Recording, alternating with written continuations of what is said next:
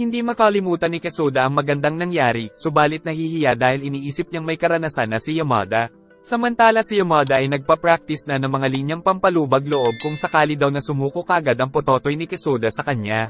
Papunta na si Kesuda sa date nila, subalit si Yamada pala ay mas maaga ng 1 oras sa usapan nila dahil sobrang excited siya. Tapos napagkamalan pa niya ang ibang lalaki na si Kesuda dahil sa pagmamadaling magpunta sa hotel. Subalit nang tulungan ni Kesuda ang matandang babae na bumaba ng tren ay may nakita siyang mga tao na nangangailangan ng tulong kaya naiwan siya ng tren. Tapos sa pagmamadali ay nagkamali na naman si Yamada dahil si Keiichi pala ang nasa likod niya. Dumating na si Kesuda, subalit humingi ng tawad si Keiichi sa ginawa niya kahapon kaya nais niya daw manglibre ng tsaa. At hindi na nakatanggi ang dalaga kaya nag-date silang tatlo kahit napilitan lang si Yamada. Umalis ang dalaga para mag-CR nang sinabi ni Keiichi na balak niyang ligawan si Yamada. Ngunit mas gusto pa rin ni Yamada si Kesuda kaysa sa isang mayamang gwapo na malamang ay nabulat-lat na daw ng madaming kababaihan. Kaya pagbalik ni Yamada ay muli niyang binusted si Keiichi.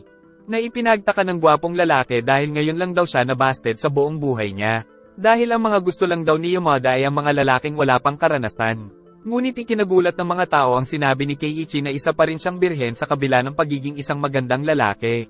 Hindi makapaniwala si Yamada sa narinig, kaya dagdag pa ni Keiichi na hindi niya pa daw kasi nakikilala ang babaeng magpapatibok ng puso niya. Ngunit hindi niya alam na dahil pala ito kay Kyoka na ipinapaligpit ang mga babaeng may tsansang makatuluyan ng kuya niya. Dahil sa mga narinig ay napaisip si Yamada kung si Keiichi nga ba ang hinahanap niyang unang lalaki na pagbibigyan ng kanyang dangal. Tapos umalis na ang lalaki dahil may meeting pa daw sila ng kapatid niyang si Kyoka. Tapos paglabas ng dalawa sa coffee shop ay nakita sila ni Misato, kaya nagkunwari ang dalawa na hindi nagde-date. Kaya umuwi si Kesuda ng luhaan. Samantalang balak ng patayin ni Yamada ang buwisit na bubuwit. Pag-uwi ni Keiichi ay nalaman ni Kyoka na nagtapat ng nararamdaman ang kuya niya kay Yamada. Mabuti na lang ay isa lang itong panaginip, ngunit paggising niya ay talaga palang nagtapat si Keiichi kay Yamada. Pinagalitan ni Takeshita ang kaibigan dahil sa sinabi nitong mga lalaking birhen lang ang gusto niyang makasama, kaya nalaman din ni Kesuda na ito lang ang gusto ni Yamada sa kanya. Ngunit alam ni Takeshita na nagugustuhan na talaga ni Yamada si Kesuda, pero hindi lang talaga nito maamin. Kinabukasan ay galit na galit si Kyoka kay Yamada dahil sa ugnayan nito sa kuya niya. Kaya naisip niyang agawin si Kesuda, tapos itatapon niya daw ng parang basura. Kaya nagtanong si Kyoka kay Mayo tungkol sa binata. Pero ikinalungkot ito ni Mayo dahil akala niya ay maraming nagkakagusto kay Kesuda. Nakita ni Kesuda si Mayo sa harap ng bahay nila para magbigay ng pagkain. Kaya sa kanya naisipan ni Kesuda na manghingi ng love advice. At kahit na crush ni Mayo si Kesuda ay sinabi niya pa rin na mabuting babae daw si Yamada, kahit na naiiyak na siya dahil sa selos. Kinabukasan ay lumapit si Kyoka sa binata para subukan itong akitin. Nakita ito ni Yamada kaya halos mamatay siya sa selos, lalo na nang imbitahan ni Kyoka si Kesuda na magpunta sa bahay nito. Paglabas ni Kesuda ay sinundo siya ni Kyoka kasama ng maraming bodyguard nito kaya wala na siyang nagawa kundi ang sumama, nang makita niya ang napakalaking bahay ni Kyoka. At pagdating nila sa bahay ay kaagad siyang inakit ng dalaga, subalit labis na naguguluhan ang binata sa nangyayari. Ngunit maging si Kyoka ay kinakabahan sa ginagawa dahil hindi niya pa din ito nagagawa dati.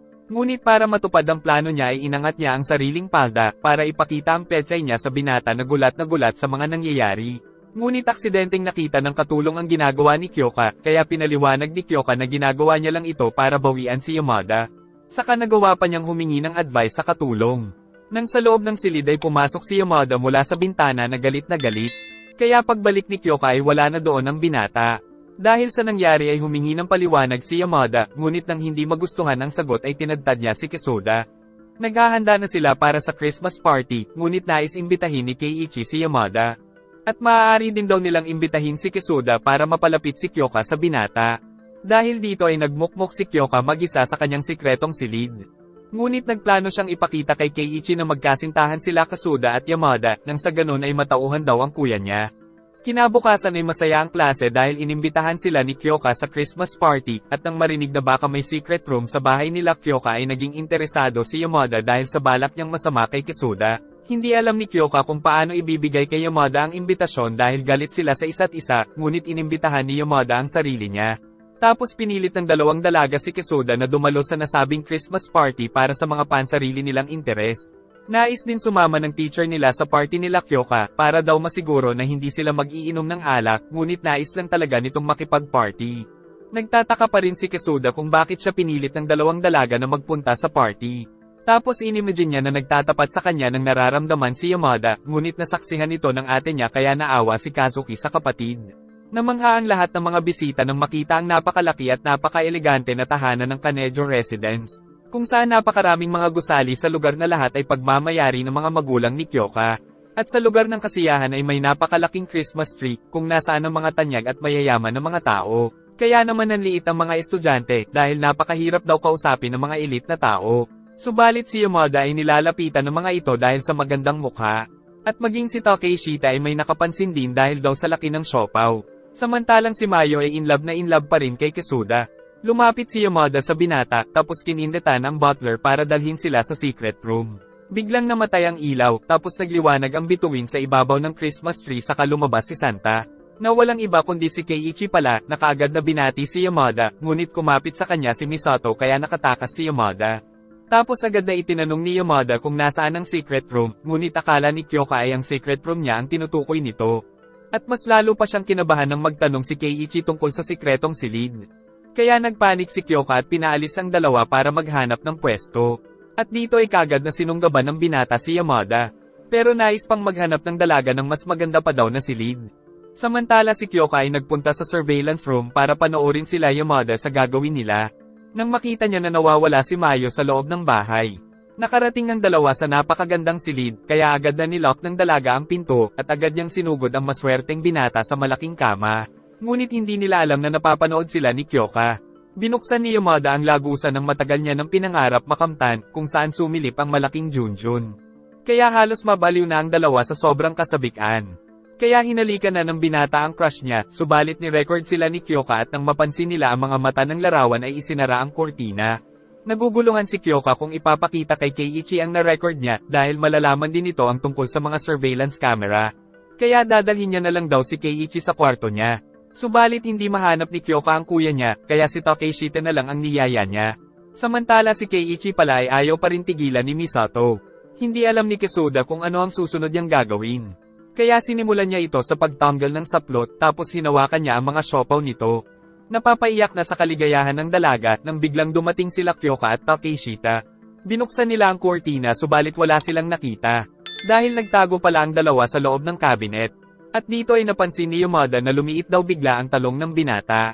Nalaman din nila na ito pala ay ang silid ni Kyoka, kaya kung ano-anong kalokohan na naman ang naisip ni Yamada. Naisip ng dalawa na ituloy ang nasimulan sa loob ng cabinet pero baka daw mapasok ng binata ang maling butas. Naisip ni Kyoka na nagtatago ang dalawa sa loob ng cabinet niya, kaya pinaalis niya na si Takeshita dahil may masama siyang balak. Ngunit narinig ni Takeshita ang kalabog sa loob ng cabinet, kaya nagmiyaw si Yamada, pero alam na ni Takeshita na ito ang kaibigan niya. Subalit pinilit pa rin ni Kyoka na palabasin si Takeshita.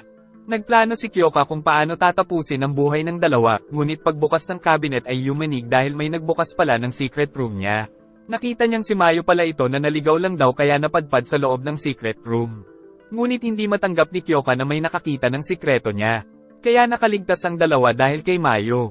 Paggising ni Kyoka ay nandoon pa rin si Mayo na nag-aalala dahil naiintindihan niya daw ang nararamdaman ni Kyoka.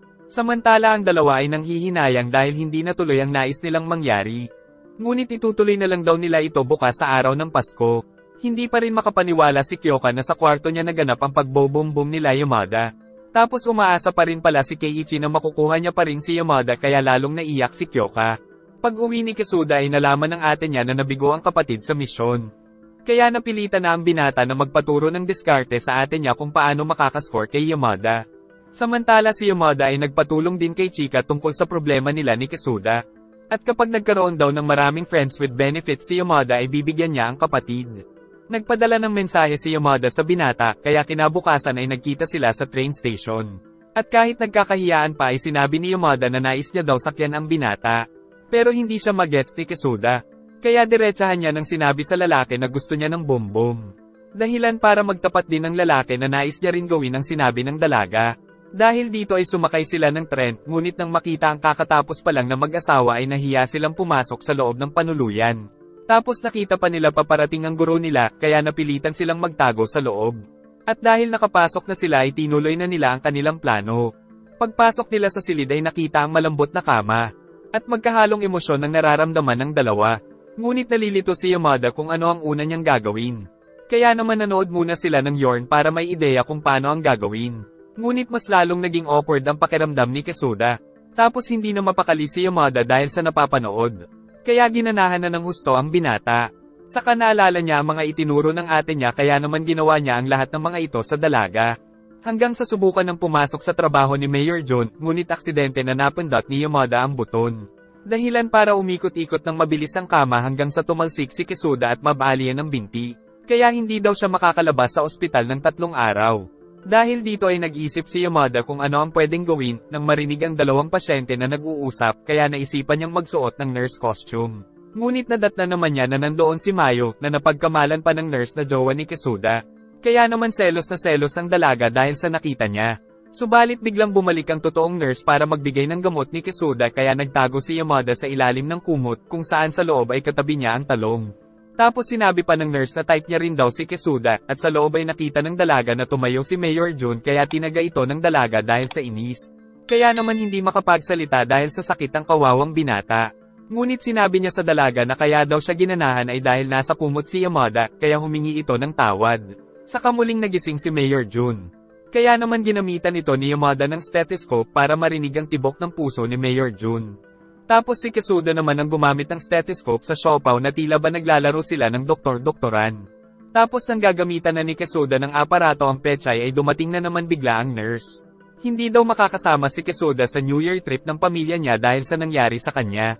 Kaya naman naisip ni Yamada na pagkakataon niya na ito para matuloy ang balak. Nagkaroon muna ng munting salo-salo ang magkakaklase sa bahay ni Kesuda at pag-uwi nila ay nagpaiwan si Yamada para sa masama niyang plano. Kaya nang naliligo na ang binata ay sinamahan niya itong maligo. Ngunit aksidente namang nadulas si Kesuda kaya nabigo na naman ang plano ng dalawa. Sa pagdiriwang nila ng bagong taon ay hiniling ng mga estudyante na magkaroon na sila ng kasintahan. Samantala ang dalawa ay nagpunta sa pinakamalapit na shrine para humiling. At ang hiniling pala nilang pareho ay sana mangyari na ang matagal na nilang mini-meeting matikman ang lasa ng luto ng isa't isa.